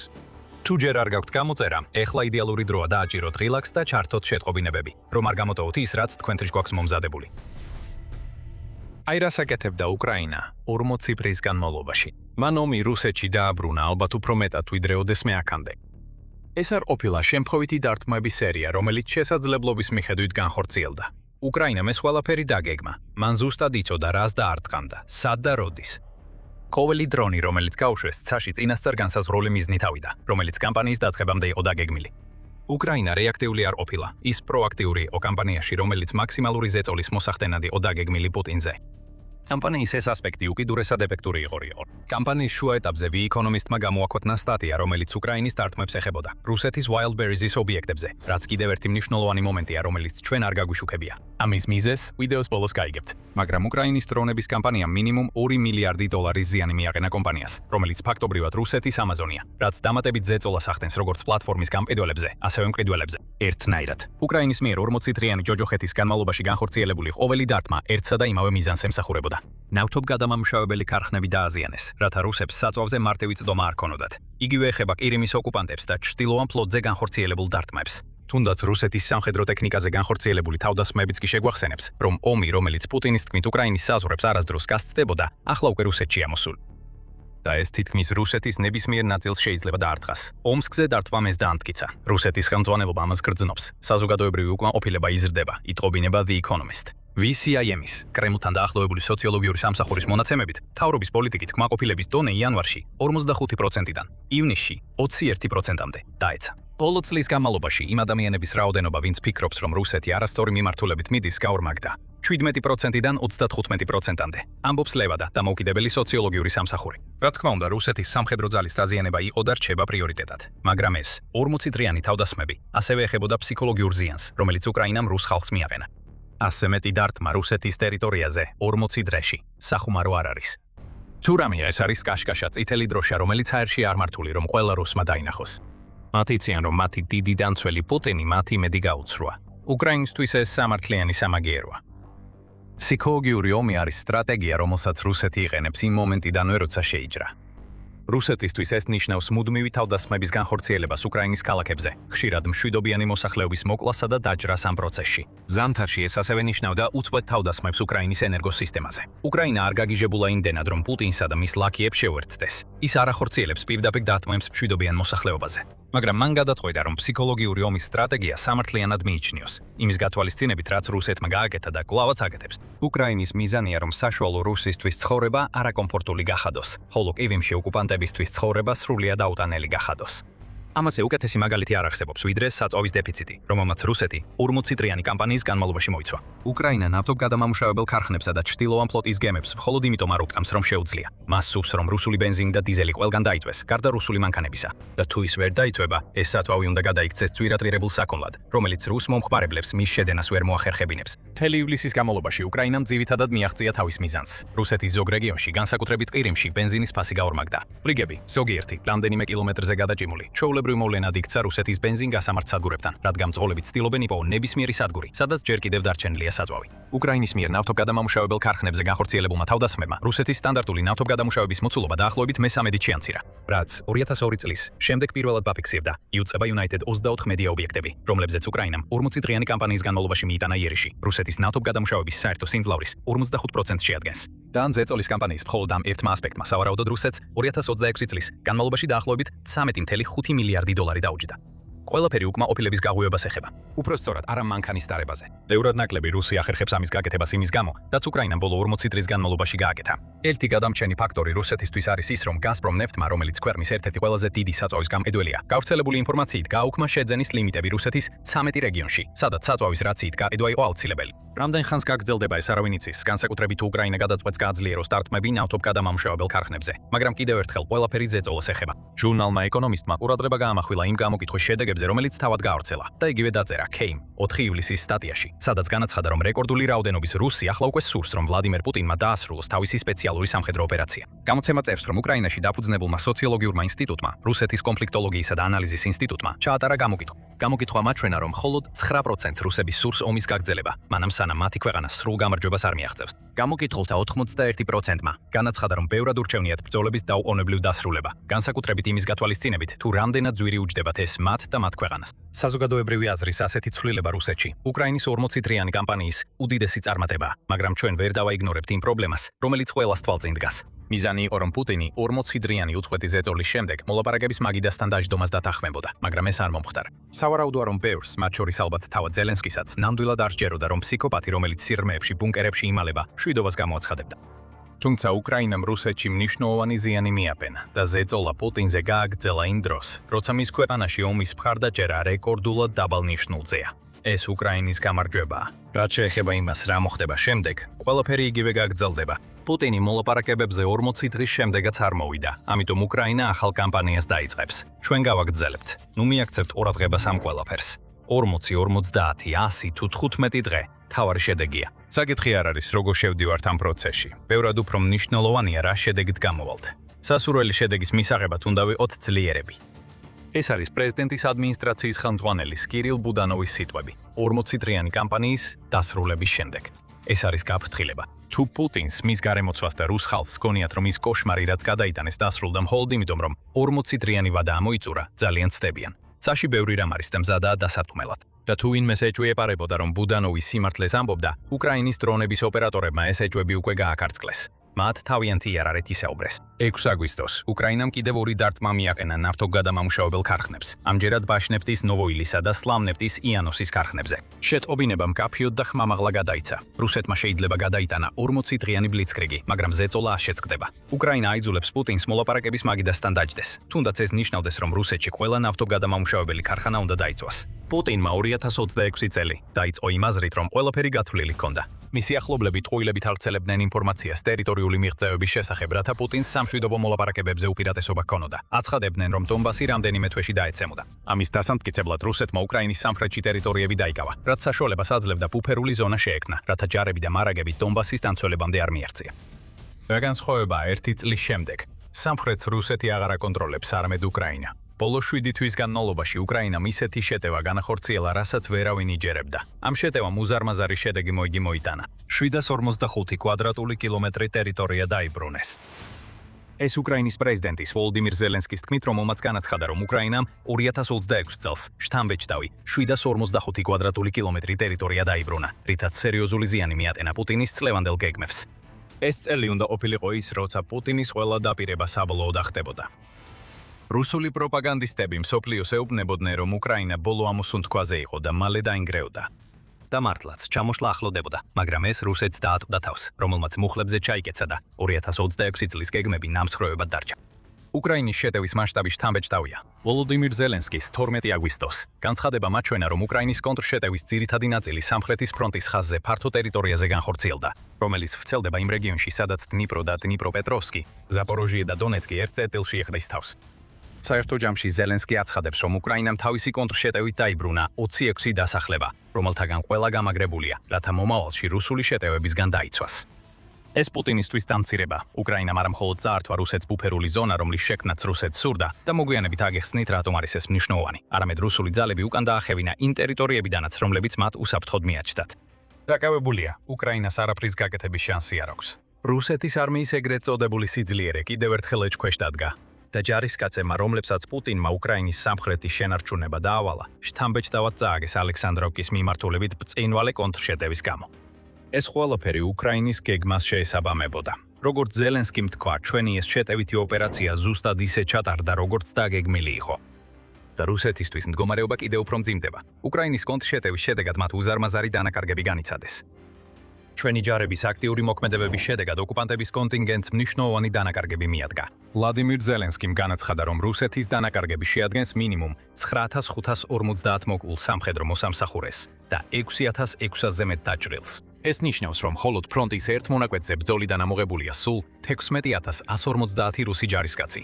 იმ მონაკვეთზე, რომელიც მათ უნდა დაეცვათ, რათა დონეცკზე უფრო ღრმა შეტევა განეხორციელებინათ. გამოცემა New Voice of Ukraine აშუქებს რამდენიმე დასახლებას, რომლებიც უკრაინამ გაათავისუფლა. მათ შორის არიან იალტა, ზელენიჰაი, ტოსტერი, ნოვოჰაცკა და ჰორიშჩივსკა. ყველა ეს დასახლება 2025 წლიდან ძლიერი რუსული ცეცხლის ქვეშ იყო და უკვე ევაკუირებულია. რუსმა დივერსანტებმა ასევე წარმატებით დანაღმეს ამ დასახლებების მიმდებარე ტერიტორია, რაც მათ დერუსიფიკაციას ართულებს. ამან ვერაფერი დააკლო უკრაინის ჯარებს. ამ გამაგრებული ნაგებობებით გამოწვეული ლოგისტიკური სირთულეები დაძლეული იქნა და უკრაინამ იპოვა გზები, რათა გამკლავებოდა რუსული სადაზვერვო და FPV დრონებს ცაში. რაც აქვიხილეთ, ეს არის ყველაზე მასშტაბური შეტევა, რომელიც უკრაინამ ბოლო 2 წლის განმავლობაში წამოიწყო. და ზაპოროჟიეში და სამხრეთ უკრაინის დიდ ნაწილში ამ კონტრშეტევამ რუსეთის ძალები ისევ საწვის პოზიციაზე დააბრუნა. ეს ტერიტორია მათ ეკავათ. ყველაფერი, რაც უნდა გაეკეთებინათ, მისი შენარჩუნება იყო. ისინი ვერ შეძლეს. და ახლა, სამუშაო, რომლის დასრულებასაც რუსეთს თითქმის 1 წელი დასჭირდა, თავიდან უნდა დაიწყონ იმ უკრაინელი დამცველების წინააღმდეგ, რომლებიც ამჯერად ბევრად უკეთ არიან მომზადებულნი. პუტინი გაბრაზებულია და ასეც უნდა იყოს. ბოლოს და ბოლოს საქმე არ ეხებოდა მის ჯარისკაცებს, რომლებიც უფრო დიდი უკრაინული ძალის წინაშე დანებდნენ. ეს პუტინს მაინც შეეძლო გაეგო, თუმცა ეს არ გაახარებდა. ამის ნაცვლად უკრაინამ თავისი კონტრშეტევა ჭკვიანური სტრატეგიით განახორციელა, ისეთი როგორიც პუტინს და მის არმიას ვერასდროს წარმოედგინათ. ეს პუტინს კიდევ უფრო გააბრაზებს, რადგან კიდევ ერთხელ გადააჭარბეს გონიერებით. და ეს ყველაფერი დაიწყო ერთი მნიშვნელოვანი რუსული შეცდომით. ჩვენ ვისაუბრეთ იმაზე, რომ რუსეთი აკავებდა ყველა ამ დასახლებას, რომელიც ადრე დაკარგა, და იმ 745 კვადრატულ კილომეტრზე, რომელიც უკრაინამ წარმატებით გაათავისუფლა რუსეთისგან. ტექნიკურად ეს მართალია, მაგრამ საქმე უფრო ღრმადაა.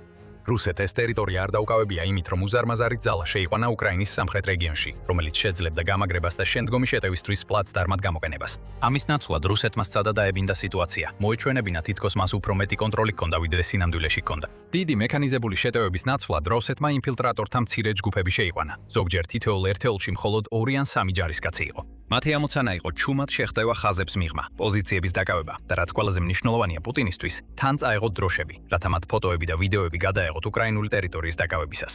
დროშის აღმართვის ოპერაცია უნდა ყოფილიყო რუსეთის ძალის დემონსტრირება, რაც პუტინს ბერკეტს მისცემდა. ამის ნაცვლად ეს რუსეთის სამხრეთული მარცხის საფუძველი გახდა. იდეა იყო, რომ ყველას, მათ შორის უკრაინასაც მოეტყუებინათ და დაეჯერებინათ თითქოს რუსეთს ბევრად უფრო ძლიერი პრეტენზიები ჰქონდა დაკავებულ ტერიტორიაზე, ვიდრე სინამდვილეში ჰქონდა.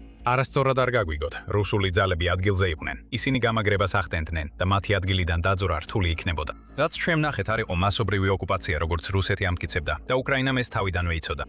თებერვალში და სწორედ მაშინ, როცა უკრაინამ დაიწყო თავისი კონტრშეტევა, უკრაინის სამხრეთის თავდაცვის ძალების პრესპიკერმა თქვა, რომ უკრაინამ ზუსტად იცოდა, რა ცდილობდა რუსეთი. ჩვენი დაზვერვის მიხედვით, რუსული დანაყოფები, რომლებიც მოქმედებენ ჰულია, პოლა და ალექსანდროვკის მიმართულებით, განსაკუთრებით სადაზვერვო დანაყოფები, რუსეთის 29 არმიის ოპერაციულ ზონაში. მათ დაევალათ რუსეთის ფედერაციის დროშების აღმართვა 14 თებერვლიდან 24 თებერვლამდე. სრულმასშტაბიანი შეჭრის წლის თავის წინ განაცხადა ვლადისლავ ვოლოშინმა. მან გაამხილა, რომ რუსეთის სამხრეთის ოპერაციები პუტინის პროპაგანდისტულ მიზნებს ისევე ემსახურება, როგორც რუსეთის სამხედრო სტრატეგიულ საჭიროებებს. ეს რუსეთისთვის ჩვეულ სტრატეგიად იქცა, რადგან მისი დროშის აღმართვის ოპერაციები ფრონტის მთელ ხაზზე მიმდინარეობს, იუცრება United 24 მედია და ხშირად ისინი ერთნაირად მთავრდება. რუსი დივერსანტები ხაზის უკან შედიან, დროშას აღმართავენ და შემდეგ მოკლავენ. ეს მოკლედ რო ვთქვათ, სწორედ ისაა, რაც უკრაინის სამხრეთში ბოლო 6 თვის განმავლობაში ხდება. მაგრამ საქმე ცოტა უფრო რთულადაა. ეს არ არის შემთხვევა, როცა რუსული ძალები უბრალოდ დროშას დგამენ, ფოტოს იღებენ და მერე გარბიან. როგორც კი დროშას დგამენ, რუსი დივერსანტები პოზიციებს იკავებენ და ელოდებიან დახმარებას. უკრაინამ ესეც შენიშნა და სწორედ აქ გაჩნდა შესაძლებლობა, რომ პუტინი დაენცირებინათ და დიდი ტერიტორიები დაებრუნებინათ. თუმცა, უკრაინამ არ წამოიწყო ისეთი მასშტაბური შეტევა, როგორცაც რუსეთი შეიძლება ელოდა. 745 კვადრატული კილომეტრის გათავისუფლების ისტორია მთლიანად მცირე შეტევებზეა, რომლებიც ყოველდღიურად ხორციელდებოდა. ყველა მათგანი მიზნად ისახავდა ნელ-ნელა შეენცირებინა რუსეთის კონტროლი და ამავდროულად უკრაინის სახმელეთო ძალებისთვის, რაც შეიძლება ნაკლები რისკი შეექმნა. ეს არის უკრაინის სტრატეგიის გენიალურობა და ეს იყო ბოლო რამ, რასაც რუსეთი ელოდა. იოპოსტის ინფორმაციით იმის ნაცვლად, რომ ერთდროულად ყველაფერი აეღოთ, უკრაინა ამოიცნობდა სისუსტეს რუსეთის ხაზებში და ამ სისუსტეზე კონცენტრირებდა ჯარებსა და საცეცხლე ძალას. რუსი ოკუპანტები მოულოდნელად აღმოჩნდებოდნენ, რადგან უკრაინის საძიებო და განადგურების ჯგუფები დრონებს იყენებდნენ მათ საპოვნელად და დასოვნელად და დასართმელად, რასაც მოხდებოდა ადგილზე ძალების შესვლა. რუსები ან დაიღუპებოდნენ, ან გააძევებდნენ. შემდეგ უკრაინა თავიდან დაითრემდა, ამოიცნობდა შემდეგ სისუსტეს და ისევ იმოქმედებდა. ეს გავს პაზლის ნაწილების დაწყობას, რათა გაცილებით დიდი ხვრელი შეიქმნას. და უკრაინამ თავისი სტრატეგია უნაკოდ განახორციელა. ჩვენ ეს მხოლოდ იმიტომ არ ვიცით, რომ ზელენსკიმ ასე გვითხრა. რუკები ყველაფერს დეტალურად აჩვენებს და ჩანს, რომ რუსული ძალები ალექსანდროვკასა და სხვა ადგილებში უკან იხევენ. მაგრამ სანამ უფრო ღრმად ჩაურმავდებით, შეგახსენებთ, რომ თქვენ უყურებთ სამხედრო შოუს. ჩვენ სათაურებს მიღმა ვიხედებით, რათა სრული სურათი გაჩვენოთ. თუ ჩვენს არხზე ახალ ინფორმაციას იღებთ, გამოიწერეთ და ჩართეთ შეტყობინებები, რომ არც ერთი ჩვენი ვიდეო არ გამოგრჩეთ. უკრაინის სტრატეგიის ბრწყინვალებას კიდევ ერთი ფენა აქვს.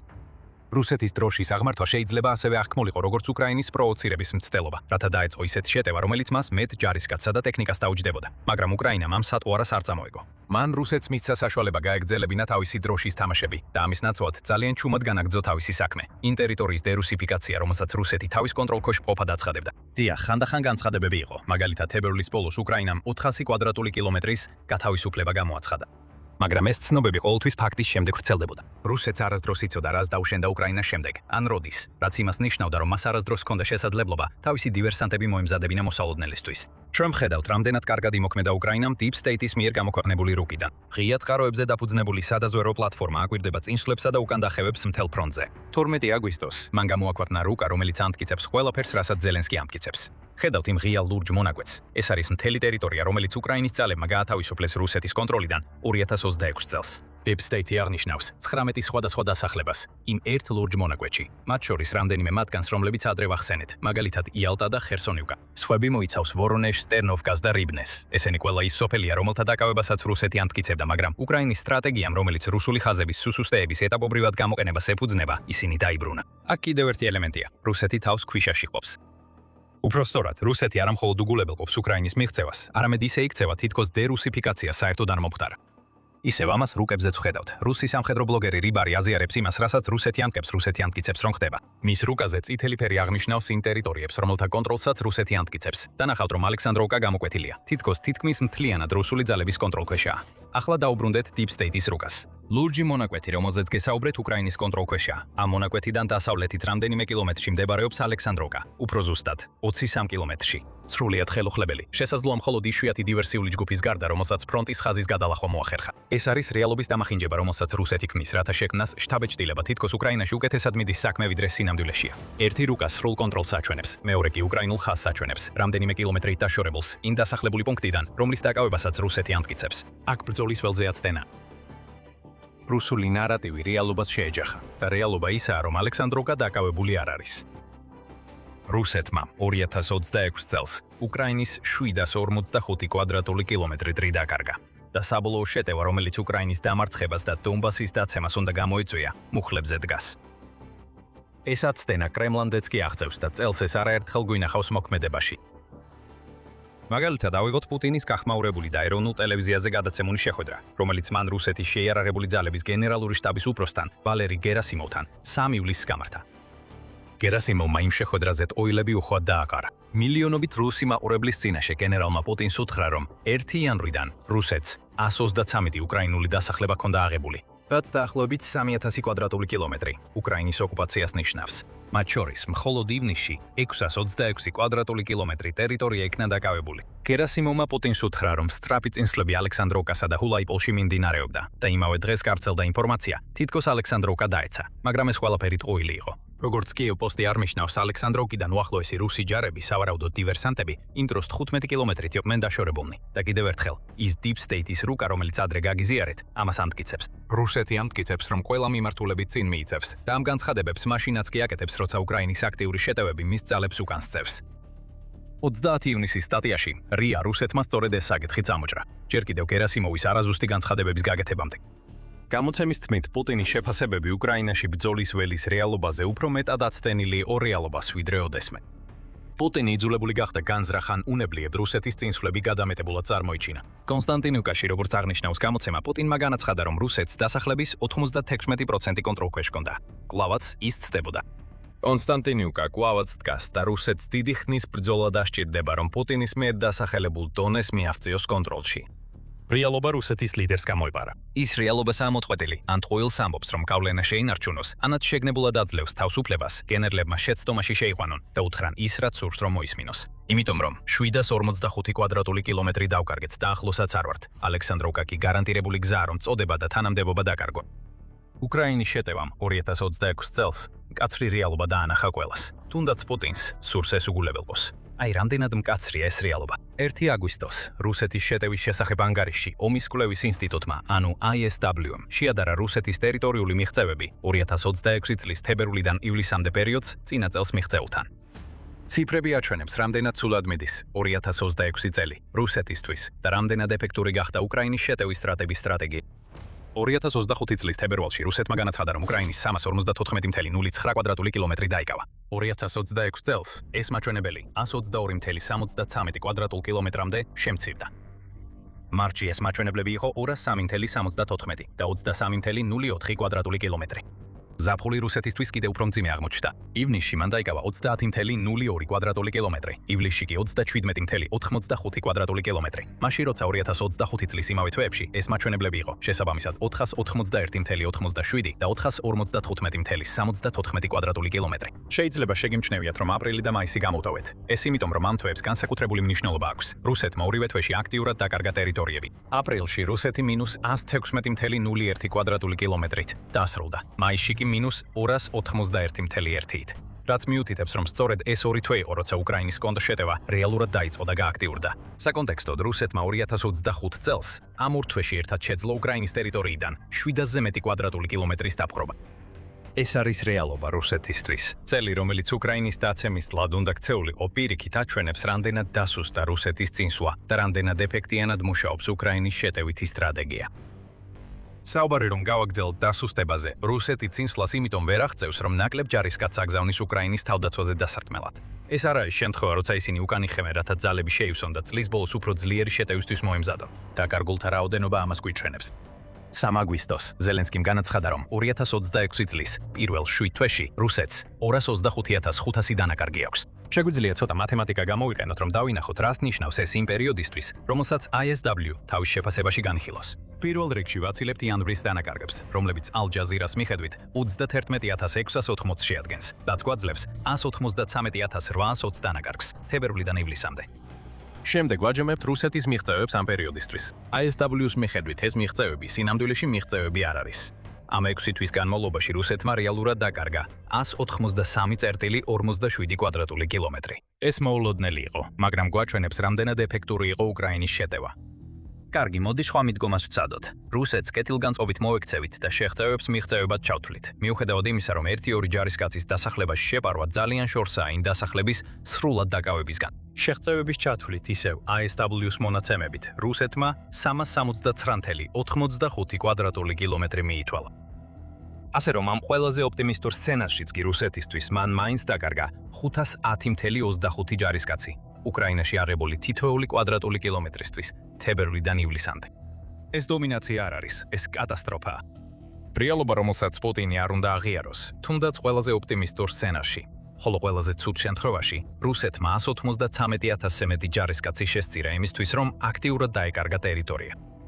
არავინ იფიქრებდა, რომ ეს შესაძლებელი იქნებოდა მთელი იმ რუსული ქედმაღლობის ფონზე, რაც წლის დასაწყისში იყო, მაგრამ ეს ხდება და აი რას ნიშნავს ეს რუსეთისთვის. მთელი მიზეზი, რის გამოც რუსეთს სურდა ტერიტორიის შენარჩუნება უკრაინის სამხრეთში, განსაკუთრებით დნეპროს, დნეპროპეტროვსკის, ზაპოროჟიესა და დონეცკის შეერთების ადგილზე, იყო ბუფერული ზონის შექმნა დონეცკის შეტევად მხარდასაჭერად. იდეა მარტივი იყო.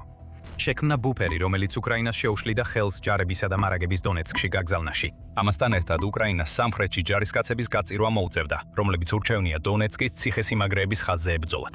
თეორიაში ეს კარგია, მაგრამ როდესაც შენი განხორციელება ინფილტრაციაზეა დამოკიდებული და უკრაინის ბრწყინვალე ეტაპობრივ სტრატეგიას ეჯახება, ყველაფერი იშლება. ბუფერი დაიშალა და მისი შედეგები დონეცკშიც იგრძნობა. რუსეთი ამ დროისთვის ციხესიმაგრეების ხაზის პარალიზების გზაზე უკვე შორს უნდა ყოფილიყო. ასე ამბობდა პუტინი, რომელმაც სექტემბრისთვის ოლქის აღებისა და საბოლოოდ დონბასის უზრუნველყოფის ვადა დააწესა. რუსეთს სასწაულის მოსახდენად და ამ მიზნის მისაღწევად დაახლოებით 2 კვირა აქვს, რადგან ჯერ კიდევ ძალიან შორსაა კონსტანტინივკას აღებისგან. დანარჩენ ციხესიმაგრებზე რომ აღარაფერი ვთქვათ. ციხესიმაგრეების ხაზის. სხვათა შორის დონეცკის ვადა ახლა დეკემბერია, ესეც არ მოხდება. მას რა მოხდება? ეხლა პუტინს ალექსანდროვკასთან დაკავშირებული პრობლემა აქვს, რადგან რუსეთს 2026 წელს უკრაინისთვის დაკარგული 745 კვადრატული კილომეტრი ტერიტორიის დაბრუნება მოუწევს. მაგრამ რუსეთს ამ ტერიტორიის დაბრუნება სახმელეთო გზით არ შეუძლია. უკრაინა გამაგრებულია და პუტინის ძალები ძირითადად დონეცკზე არიან კონცენტრირებულნი, ხოლო სამხრეთში მათი შეტევა შეზღუდულია. ასე რომ, რასაც სავარაუდოდ 2026 წლის დარჩენილ პერიოდში ვიხილავთ, იქნება რუსეთის მცდელობა საჰაერო იერიშებით დაასუსტოს უკრაინას სამხრეთში, ალბათ იმისთვის, რომ შემდეგში შეტევის წამოწყებისთვის მოემზადოს. სინამდვილეში ეს მიდგომა უკვე დაწყებულია. უკვე 2 ივლისს პრავდა იუწებოდა, რომ რუსეთმა ალექსანდროვკაზე 7 საჰაერო ბომბი ჩამოაგდო, რის შედეგადაც 50 სახლი განადგურდა და 1 ადამიანი დაიღუპა. საინტერესოა, ასე ექცევი დასახლებას, რომ ის აღებასაც მეორე დღეს აცხადებდი რუსეთო. ეს სასოწარკვეთილებაა. რუსეთი იძულებულია საჰაერო სტრატეგიას დაეკრდნოს, რადგან ის აღარ არის ალექსანდროვკასთან იმდენად ახლოს, რომ არტილერიით სანდოდ დაარტყას, ან სახმელეთო შეტევები განახორციელოს და ეს ყველაფერი უკრაინის დამსახურებაა. 745 კვადრატული კილომეტრის გათავისუფლებამ პუტინი როგორც პროპაგანდისტი დააზიანა, მაგრამ პუტინი როგორც წარუმატებელი სტრატეგი მთლიანად დაასახიჩრა. ეხლა რუსეთს მხოლოდ საჰაერო თავდასხმების განხორციელება შეუძლია და შეიძლება ერთ ქვეყანას ამაზე სათქმელი კონდეს. პოლონეთი ჩარევის ზღვარზეა. როგორია საუკეთესო გზა რუსეთის წინააღმდეგ 2026 წელს? არ მისცე რუსეთს ეს პირველი დარტყმის საშუალება.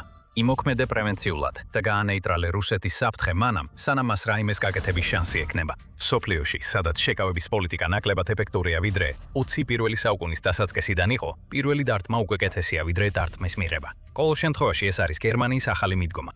გადამწყვეტი სამართლებრივი გადაწყვეტილებით გერმანიამ მის სადაზვერო სამსახურს მისცა უფლება დაარტყას რუსეთს, მანამ სანამ რუსეთი დაარტყამს გერმანიას.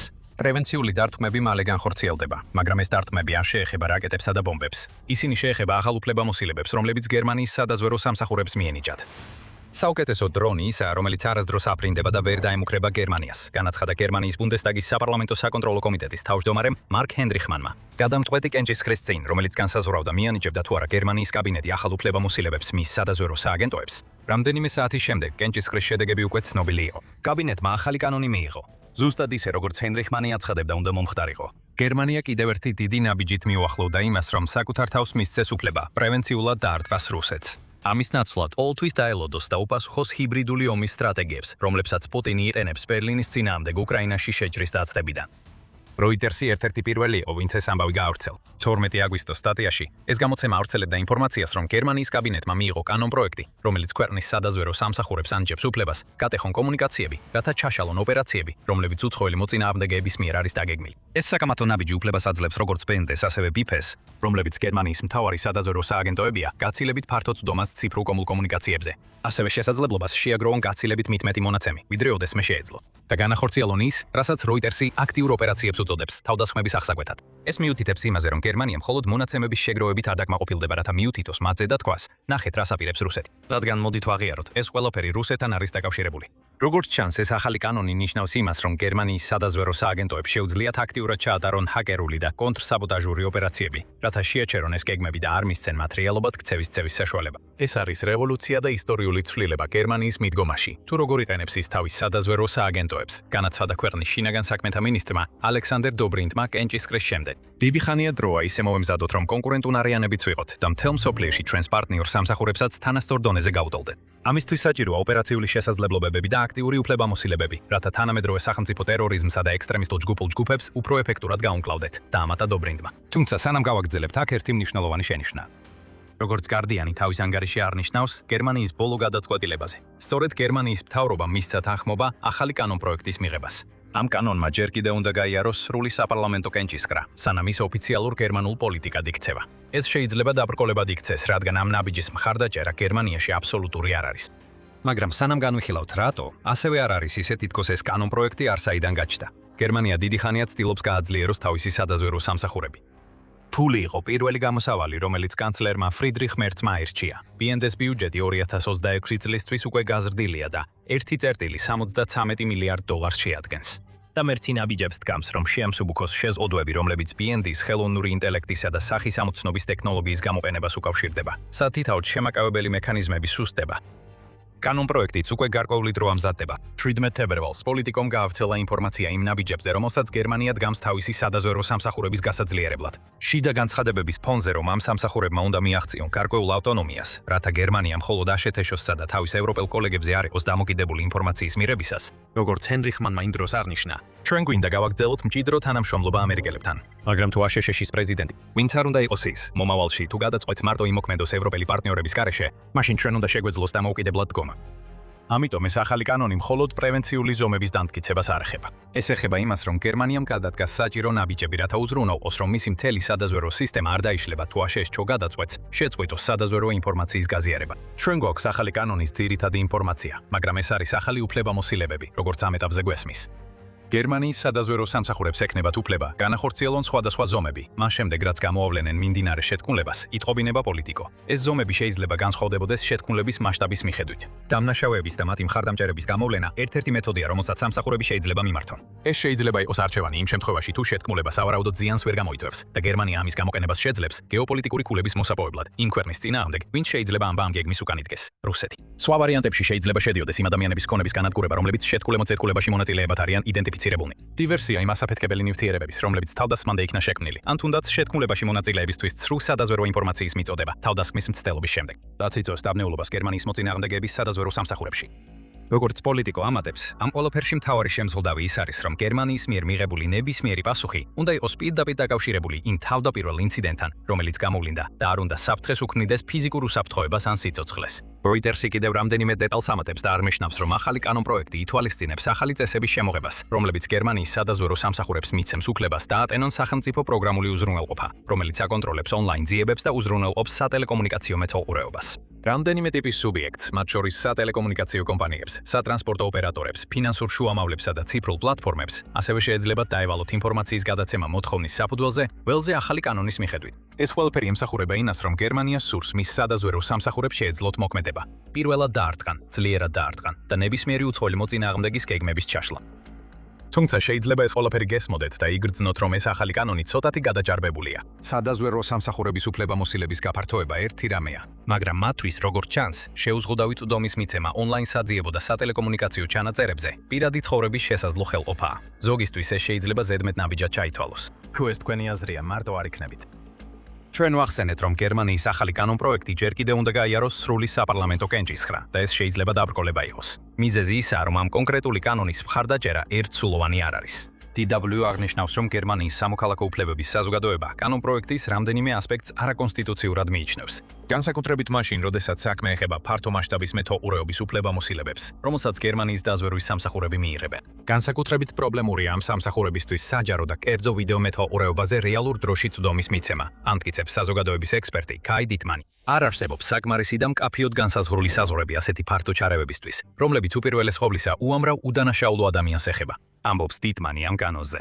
ამას ისიც ამატებს, რომ გერმანიის უსაფრთხოების სამსახურებისთვის კიბეროპერაციების და აქტიური კამპანიების ჩატარების უფლების მინიჭება იდენტიფიცირებულ საფრთხეებთან მიმართებაში ბუნდოვანს ხდის საკონსტიტუციო საზღვრებს დაზვერვის პოლიციისა და სამხედროების შორის.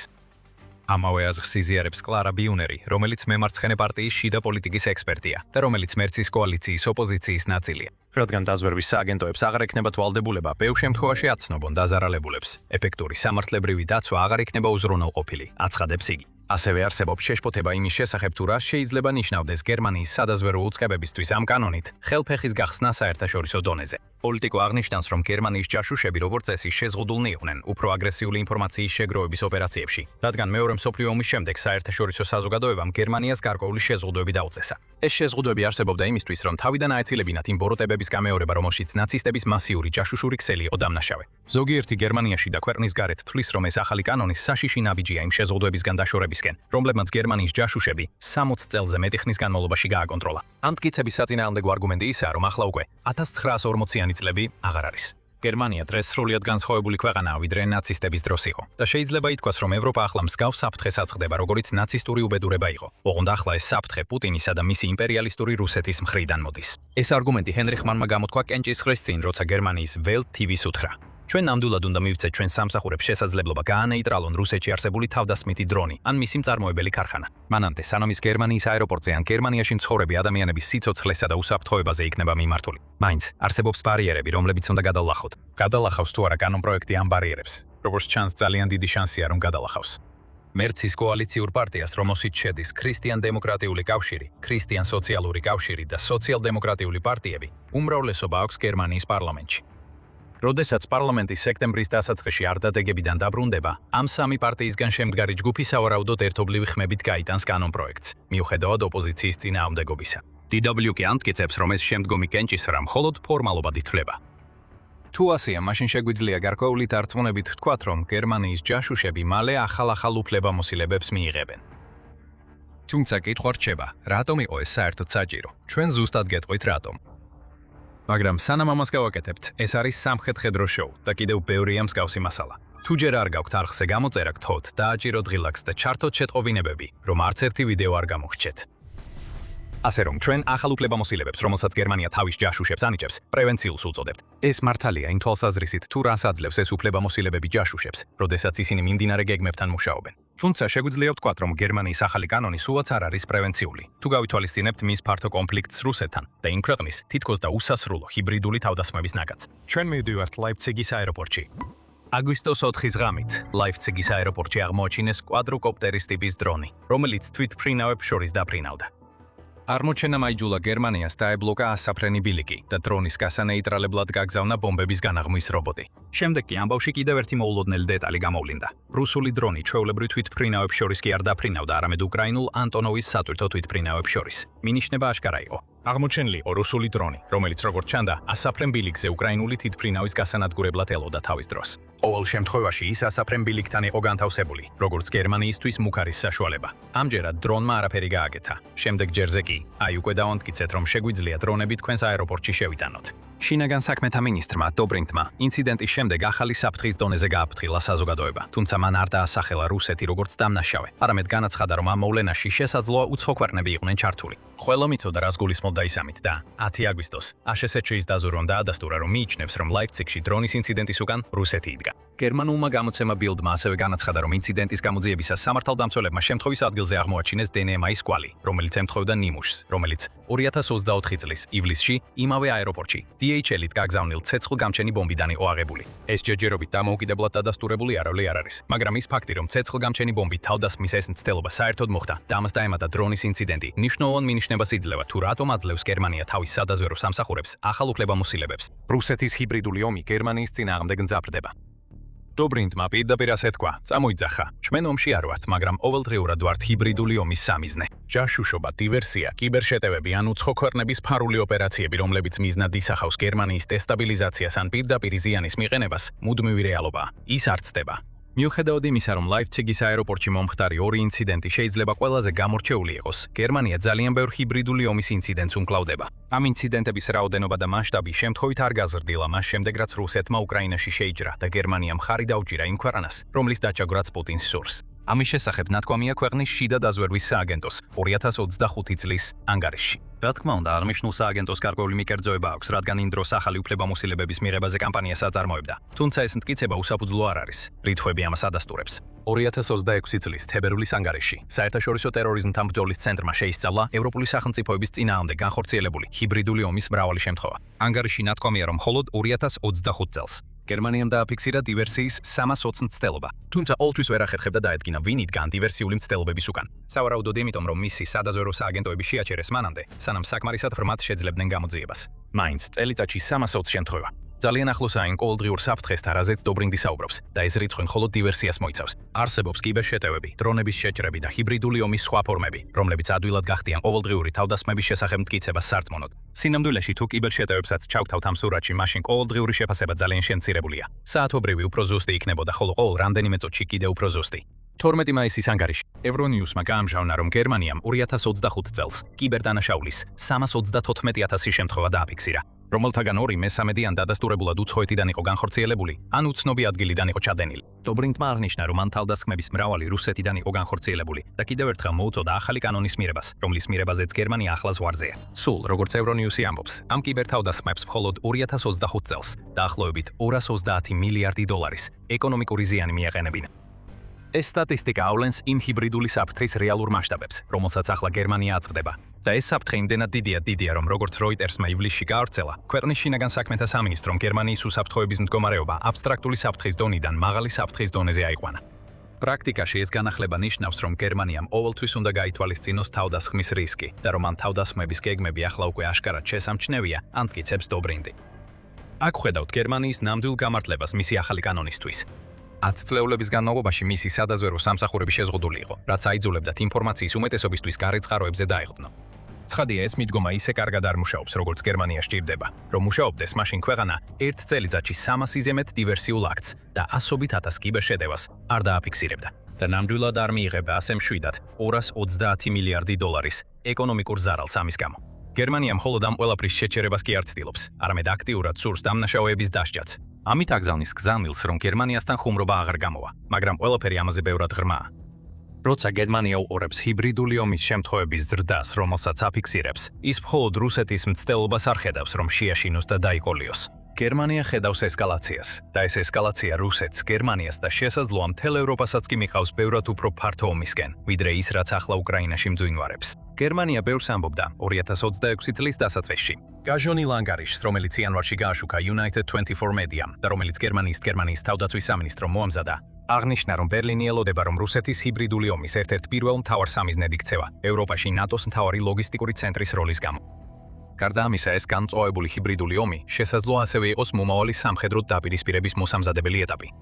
დოკუმენტში აღნიშნულია, რომ გერმანია სავარაუდოდ შეეჯახება შეიარაღებულ დრონებს, გრძელ დისტანციურ სარაკეტო დარტყმებს და სპეციალური დანაყოფების თავდასხმებსაც კი, რუსეთის მიერ ნატოს აღმოსავლეთ ფლანგზე შეტევის შემდეგ. საბოლოოდ რომ შევაჯამოთ, გერმანია სულ უფრო მეტად დარწმუნებულია, რომ ომი ახლოვდება და ამ ომს პუტინი დაიწყებს, ზუსტად ისე, როგორც უკრაინაში დაიწყო. ივნისზე რომ გადავიდეთ, გერმანიის სამხედრო სარდლობიდან გაფრთხილებები კვლავ მოდიოდა. ქვეყნის არმიის უფროსმა გენერალ-ლეიტენანტმა კრისტიან ფროიდინგმა უკვე განაცხადა, რომ ნატოს ყველა 32 წევრი თანხდება, რომ რუსეთს შეიძლება ჰქონდეს შესაძლებლობა 10 წლეულის ბოლოს ნატოს ტერიტორიაზე მასშტაბური შეტევა დაიწყოს. ეს გერმანიასა და მის მოკავშირეებს 2029-მდე ვადას აძლევს, რომ ასეთი შეტევისთვის მოემზადონ, ხოლო რუსეთისთვის ხელის შეშლა თავდაპირველ ეტაპებზე დაზვერვის სამსახურებისთვის უფლებამოსილების გაზრდით დაეხმარება. რამდენიმე თვის შემდეგ გერმანიის კიდევ ერთმა წამყვანმა სამხედრო ოფიცერმა, გენერალმა კარსტენ ბროიერმა, განუცხადა Wall Street Journal-ს, რომ რუსეთი სისტემატურად იყენებს დრონებს ევროპული საერო თავდაცვის შესამოწმებლად და ნატოს რეაგირების დასატესტად.